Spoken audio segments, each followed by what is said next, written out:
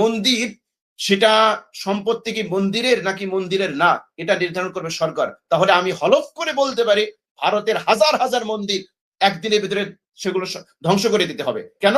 সেই জায়গায় তাদের বহু মন্দির আছে যার কোনো দলিলই নেই, যার কোনো এভিডেন্স নেই, যার কোনো ভিত্তি নেই। ভারতের হিন্দু পণ্ডিত যারা আছে তাদের উস্কানিতে মুসলমানদের উপর হামলা হয়। আর আপনি জেনে রাখবেন, বাংলাদেশে যারা ইসলামের ধর্মীয় পণ্ডিত আছে, আমি আমার কথা বলতে পারি, আমি আমার মেম্বার থেকে বারবার আওয়াজ তুলেছি যে কোনো নিরপরাধ সংখ্যালঘুর উপর হামলা করা যাবে না। আপনাদেরকে এই সৎসাহস আছে? আপনি কি বলতে পারবেন যেহেতু মন্দিরে এই ধরনের অকারেন্স গুলো হয়, সমস্ত মন্দিরগুলো বন্ধ করে দেওয়া হোক, সমস্ত মন্দিরগুলো সংস্কার করা হোক? আপনার কি এই সৎসাহস আছে? আপনার যদি থাকে তাহলে আজকের এই জায়গায় আপনি অন্তত এভিডেন্স দিয়েছে, আমরা এভিডেন্স ভিত্তিক কথা বলবো। দৈনিক সমকাল 17 এপ্রিল 2025, ভারতের মন্দিরে কিশোরীকে দলবদ্ধ ধর্ষণ ও ভিডিও ধারণ। দৈনিক প্রথম আলো 8 জুন 2018, ভারতে বছরে 20,000 শিশুকে ধর্ষণ করা হয়। 17 এপ্রিল 2025, দৈনিক কালের কণ্ঠ, ভারতে মন্দিরে আটকে রেখে 2 নারীকে ধর্ষণ প্রধান পুরোহিতের। তাহলে এগুলো তো সংস্কার করা দরকার, মন্দির এগুলো সংস্কার করা দরকার। এগুলোর বিরুদ্ধে ওনারা সোচ্চার হবেন কি না? উনি যে বললেন যে মাদ্রাসা, খারেজি মাদ্রাসা, সেখানে ধর্মীয় শিক্ষা দেওয়া হয়, সেটাকে উনি জঙ্গি বললেন এবং বললেন যে সেগুলো বন্ধ করে দেওয়ার পিছনে ছাপাই গাইলেন। আমি প্রশ্ন রাখতে চাই ডক্টর সুকান্ত ঘোষ দাদার কাছে, আপনার কি এই সৎসাহস আছে? আপনি কি বলতে পারবেন যেহেতু মন্দিরে এই ধরনের অকারেন্স গুলো হয়, সমস্ত মন্দিরগুলো বন্ধ করে দেওয়া হোক, সমস্ত মন্দিরগুলো সংস্কার করা হোক? আপনার কি এই সৎসাহস আছে? আপনার যদি থাকে তাহলে আজকের এই জায়গায় আপনি অন্তত পক্ষে আওয়াজ তুলুন যে সকল মন্দিরে এই ধরনের ধর্ষণ করা হয়, এই মন্দিরগুলো এটা বন্ধ করে দেওয়া হোক। 2 নম্বরে আসি, আপনি বললেন যে জয় শ্রীরাম বলে পিটিয়ে হত্যা করা হয়, সেগুলোকে আপনার চোখে পড়ে নাই, আপনার কাছে কোনো এভিডেন্স নাই। দাদা শুনে রাখুন, কোন ঘুমন্ত ব্যক্তিকে জাগ্রত করা যায়, কিন্তু জাগ্রত ব্যক্তি যদি ঘুমের ভান ধরে তাহলে তাকে জাগানো যায় না। আমি এখানে কিছু কোট করি, আপনি একটু নোট করেন। 25/11/2024, ঢাকা পোস্ট, ভারতে মুসলিম ইস্যুতে 3 মুসলিমকে হত্যা। 23/7/2019, দৈনিক ইত্তেফাক, জোর করে জয় শ্রীরাম বলানোর পর মুসলিম যুবককে হত্যা। 11/5/2023, বিবিসি বাংলা, একের পর এক মুসলিম যুবককে হত্যা, ভারতে আবার আতঙ্ক ছড়াচ্ছে কট্টরপন্থী গো রক্ষকরা। 16/10/2025, বিবিসি বাংলা, ভারতে থাকতে হলে গরুর মাংস বাদ দিতে হবে, হরিয়ানা রাজ্যের মুখ্যমন্ত্রী বিজেপি নেতা মনোহর লাল। 18/6/2024, ডয়েচে ভেলে, গরুর মাংস রাখার অপরাধে 11 জনের ঘর বাড়ি ভাঙল পুলিশ। 30/9/2025, বিডি নিউজ 24, ভারতে গরুর মাংস খাওয়ার গুজবে একজনকে পিটিয়ে হত্যা। 19/11/2020, সময় নিউজ, ভারতে মুসলিম তরুণীকে কেরোসিন ঢেলে পুড়িয়ে হত্যা। 16/5/2023, বিবিসি বাংলা, মুসলিম গণহত্যার ডাক দিয়েও ভারতে দোষীরা পার পেয়ে যাচ্ছে। 23/6/2019, দৈনিক কালের কণ্ঠ, 18 ঘন্টা পিটিয়ে মুসলিম যুবককে খুন, জয় শ্রীরাম বলতে বাধ্য করা হয়। দাদা এভিডেন্স ভিত্তিকই বললাম, এভিডেন্স দিয়েই বললাম। সুতরাং আপনাদের এই ব্যাপারে কথা বলা উচিত। আপনাদের যারা এই ধরনের হত্যাকাণ্ডের সাথে জড়িত, আপনি একটু আগে বললেন যে সেইখানে জঙ্গি শিক্ষা দেওয়া হয়। কোন ব্যক্তি যদি তার ব্যক্তিগত কোনো কারণে বা ব্যক্তিগত অপরাধের দায় আপনি কখনোই সবার উপরে চাপাতে পারেন না। আমি একটা এক্সাম্পল দিই, কোনো একজন চোর যদি মন্দিরে ঢুকে কোনো কিছু চুরি করে, তার অর্থ এই নয় যে মন্দিরের সবাই চোর। আমরা অন্ততপক্ষে এইটা বলি না, আমরা বলি যে চোর সে মন্দিরে ঢুকেছে। সুতরাং কোনো একজন ব্যক্তি যদি কারো ব্যক্তি স্বার্থে চরিতার্থ করার জন্য অথবা মুসলিম লিবাস ধারণ করে সে যদি ভারতের এজেন্ডা অথবা কারো এজেন্ডা বাস্তবায়নের জন্য সে যদি ইসলামী লিবাস ধারণ করে সে অপরাধ করে, সেই অপরাধ আপনি কোনো শিক্ষা প্রতিষ্ঠানের উপরে চাপাতে পারেন না। যদি তাই হয় তাহলে আপনাকেও আওয়াজ তুলতে হবে মন্দিরগুলো ভেঙে দেওয়ার। আপনি ওয়াকফ বিলের সংস্কারের কথা বলেছেন, এখানে মুসলমানদের সম্পদ কুক্ষিগত করার, লুণ্ঠন করার জন্য একটা নয়া হাতিয়ার নরেন্দ্র মোদী তুলে দিয়েছে। আমি একটু বলি, এখানে আপনি ওয়াকফের কিছু আপত্তি এবং কিছু মামলার আপনি রেফারেন্স দিয়েছেন, আপনি সেটা সংস্কারের দাবি তুলেছেন। আমরা যদি বলি মন্দিরে এতগুলো অকারেন্স হয়, মন্দিরগুলোর ব্যাপারেও আপনাদের আওয়াজ তোলা চাই। কই, আমরা তো সেই আওয়াজ কখনোই শুনি না, কোনো হিন্দুর মুখে শুনি নাই, কোনো বিজেপি নেতার মুখে শুনি নাই, ভারতের কোনো নিউজের আমরা শুনি না, কোনো নিউজ পোর্টাল এটা নিয়ে নিউজ করে না। তাহলে আপনাদের তো এটা ডাবল স্ট্যান্ডার্ড নীতি। আপনারা সংস্কারের নামে যেটা করেছেন সেটা হলো সম্পত্তি নির্ধারণ করবে সরকার। আপনার ওয়াকফ বিলের ভিতরে এটা আছে, আমি যেহেতু দীর্ঘ সময় পাবো না, মূল পয়েন্টগুলো ফাইন্ড আউট করছি।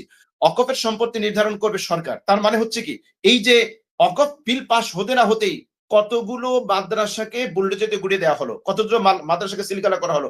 এই কারণেই তো হলো। আমরা যদি বলি যে মন্দির সেটা সম্পত্তি কি মন্দিরের নাকি মন্দিরের না, এটা নির্ধারণ করবে সরকার, তাহলে আমি হলফ করে বলতে পারি ভারতের হাজার হাজার মন্দির একদিনের ভিতরে সেগুলো ধ্বংস করে দিতে হবে। কেন? সেই জায়গায় তাদের বহু মন্দির আছে যার কোনো দলিলই নেই, যার কোনো এভিডেন্স নেই, যার কোনো ভিত্তি নেই। 2 নম্বর, এখানে আরেকটা আইন করা হয়েছে, সেটা হলো অক্ফের সম্পত্তি নির্ধারণে বিচার বিভাগের হস্তক্ষেপ সেখানে কামনা করা হয়েছে। এখন অক্ফর জায়গায় যদি কোনো ধরনের কোনো ঝগড়া বিবাদ হয়, সেটা যদি বিচার বিভাগের হাতে চলে যায়, তাহলে ভারতের বিচার বিভাগ কি করতে পারে না পারে সেগুলো তো আমাদের চোখের সামনেই আছে। শিবলিঙ্গ পাওয়ার অপরাধে আপনারা বাবরি মসজিদ ভেঙে সেখানে রাম মন্দির করতে পারেন, আপনারা 370 ধারা বাতিল করে কাশ্মীরের স্বায়ত্ত শাসন হরণ করতে পারেন, সেই জায়গায় বিচারকরা মুখে কুলু পেটে বসে থাকে। কাজে এই ধরনের সুযোগ আপনি বিচারকদের হাতে তুলে দিবেন, আর সেই জায়গায় মুসলমানদের সম্পদ নিরাপদ থাকবে, এটা আকাশ কুসুম কল্পনা ছাড়া কিছুই হতে পারে না। আমরা স্পষ্ট ভাষায় বলতে চাই, ভারতের যত বেসরকারি সংস্থা আছে এর মধ্যে সবচেয়ে বেশি সম্পত্তি হলো ভারতের সামরিক বাহিনীর, তারপরে দ্বিতীয় হচ্ছে রেলওয়ে, তৃতীয় সম্পত্তি হচ্ছে এই অক্ফ বোর্ডের বা অক্ফ স্টেটের। এই সম্পত্তিগুলো কুক্ষিগতার করার জন্য নয়া একটা ফন্দি এখানে আটা হয়েছে। আজকে সুপ্রিম কোর্ট যদিও কয়েকটা ধারা স্থগিত করেছে, কয়েকটি ধারা শুনানির জন্য দিন ধার্য করেছে, এই জায়গাগুলো আমরা সেলুট জানাই। কিন্তু আপনাকে যদি আমরা প্রশ্ন করি যে আপনারা ওয়াকফ বিলের মধ্যে হিন্দুদেরকে ঢোকালেন, আমরা যদি বলি দেবোত্তর সম্পত্তির মধ্যে মুসলমানদেরকে ঢোকাতে হবে, আপনি কি মানবেন? আপনি ওয়াকফ এটা মুসলমানদের ব্যক্তিগত একটা ধর্মীয় একটা ইস্যু, ধর্মীয় একটা জায়গা, এই জায়গাটায় হিন্দু আইন বা হিন্দু নন মুসলিমদেরকে ঢোকানোর জন্য এখানে ওয়াকফ বিলে বা ওয়াকফ আইনে সেখানে বিল করা হলো। আমরা যদি প্রশ্ন করি মন্দির পরিচালনার ক্ষেত্রে এখানে নন হিন্দু যারা আছে তাদেরকে আপনি অ্যালাউ করবেন? কখনোই করবেন না। সুতরাং এই ধরনের ডাবল স্ট্যান্ডার্ড নীতি আমাদেরকে পরিহার করতে হবে। কাজেই ভারতে যেই নৃশংসতা চলছে, ভারতে যেই নির্মম হত্যাকাণ্ড চলছে, আপনি কল্পনা করতে পারেন, আপনি একটু মানবিক দৃষ্টিতে দেখেন তো, একজন মুসলিম তরুণীকে কেরোসিন ঢেলে দিয়ে পুড়িয়ে হত্যা করা সভ্য পৃথিবীতে আপনি এটাকে অ্যালাউ করতে পারেন? শুধুমাত্র মুসলমান হওয়ার কারণে আপনি এটাকে অ্যালাউ করতে পারেন? এটা কখনোই এটা কোনো মানবিক যাদের ভিতরে মনুষ্যত্ব আছে, যাদের ভিতরে সভ্য বলতে কিছু আছে, তাদের দ্বারা কখনোই এটা কাম্য না। সুতরাং আপনি যেই আওয়াজটা তুললেন, এটা মূলত ওই বিজেপি সরকারের কণ্ঠে কণ্ঠ মিলেই আপনি আওয়াজ তুলেছেন যে ভারতের কিছু খারেজি মাদ্রাসা আছে যেখানে জঙ্গি তোলা হয়, জঙ্গি আওয়াজ তোলা হয়। এখন জঙ্গির সংজ্ঞা কি সেটাকে সরকার নির্ধারণ করে দেবে? সরকার যদি এখন জঙ্গির ডেফিনেশন দিয়ে সে তো যে কোনো মুসলমানদের প্রতিষ্ঠান সেগুলোকে বন্ধ করে দিতে পারে।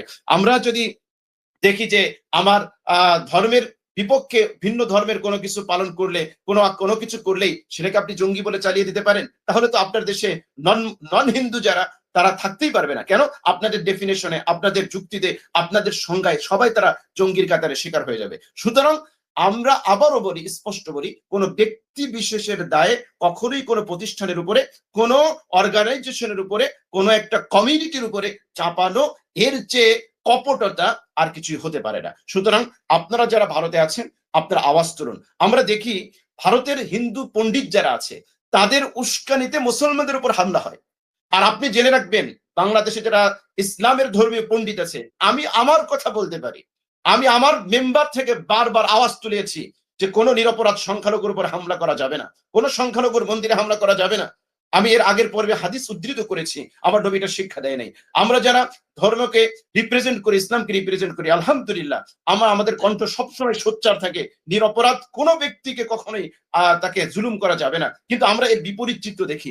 ভারতের হিন্দু পণ্ডিত যারা আছে, তারা এই যে আপনার উত্তরপ্রদেশের মুখ্যমন্ত্রী, যার প্রত্যক্ষ মদদে মুসলমান নিধনের উৎসব চলছে, মুসলমানদের রক্তে উত্তরপ্রদেশ, সেখানে তাদের ঘর বাড়ি জ্বালানো হচ্ছে, যেখানে তাদের ধর্মীয় প্রতিষ্ঠানগুলো চালিয়ে দেওয়া হচ্ছে। অথচ বাংলাদেশের যারা ইসলামের ধর্মে পণ্ডিত সম্পূর্ণ 400 ডিগ্রি বিপরীতে, তারা এদেশে আমরা হিন্দুদের, সংখ্যালঘুদের আমরা সুরক্ষা দেওয়ার জন্য আমরা আপ্রাণ চেষ্টা করি, কিন্তু এর বিপরীত হয় ওই জায়গায়। আমাদের দেশের সরকার কোন একজন মুসলমান নির্যাতন হলে যতটা না ভূমিকা পালন করে, এর চেয়ে 100 গুণ বেশি ভূমিকা পালন করে কোন একজন সংখ্যালঘু যদি সে নির্যাতনের শিকার হয়। কোন একজন সংখ্যালঘুকে যদি গায়ে কেউ টোকা দেয়, আমাদের সরকার যে ব্যবস্থা নেয় তার 100 ভাগের 1 ভাগও আমরা ভারতের সরকার বা সরকার পক্ষের যারা লোক আছে সেই জায়গায় আমরা দেখি না। সুতরাং আমরা বিশ্বাস করি যাদের ভিতরে মানবতা আছে, যারা ধর্মীয় ওই যে হিন্দুত্ববাদী আগ্রাসনের এর ধরনের মনোভাব ছাড়া আমি এটা বিশ্বাস করি যে ভারতের এত